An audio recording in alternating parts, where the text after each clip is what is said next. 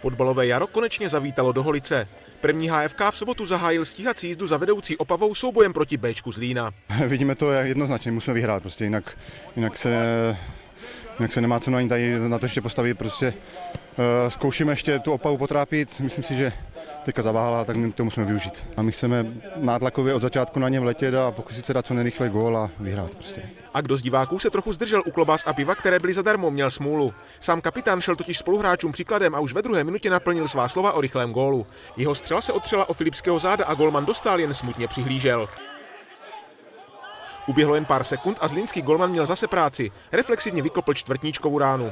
Následný roh zahrával Onofrej a na správném místě byl opět Michal Kovář. V 5. minutě Holice vedla 2-0. Ve 24. minutě si Onofrej roh zopakoval. Tentokrát si nejlepší pozici našel stoper Polák a Zlín inkasoval třetí úder.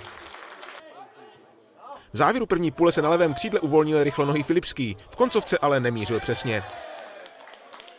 Po změně stran tempo opadlo, golman Dostal si ale zachytal. Takto si poradil s trestným kopem Dadáka. Od většího debaklu hosty uchránil i při šanci Filipského po přesném pasu čtvrtníčka. Šance Zlína vám neukážeme, protože prostě ani jednu neměl. Naopak další příležitost ke zvýšení náskoku měl důrazný čtvrtníček, zlínského obránce ale nepřetlačil. V závěru ještě Dostála protáhl z trestného kopu Polák. Na stavu se ale už nic nezměnilo. Holice porazila Zlín 3-0.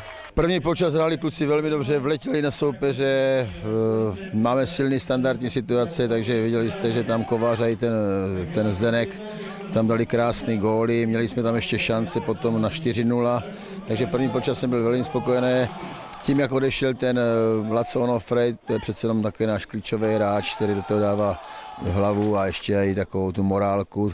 Tím nechci říct, že by ta morálka byla perfektní celý zápas, ale trošinku potom to takhle jako už nebylo takový, ale bylo taky tím, že jsme vedli už 3-0 a kluci chtěli hrát i druhé počas nějak kombinačně, ale ty soupeř asi cítili, že už nemůže s tím nic udělat, takže se víceméně místo, aby začal třeba chtěl dát kontaktní gól, tak hodně bránil a už jsme se tam neprosadili. V tabulce Moravskoslezské ligy si HFK výhrou upevnil druhou příčku za Opavou, momentálně na ní ztrácí 8 bodů.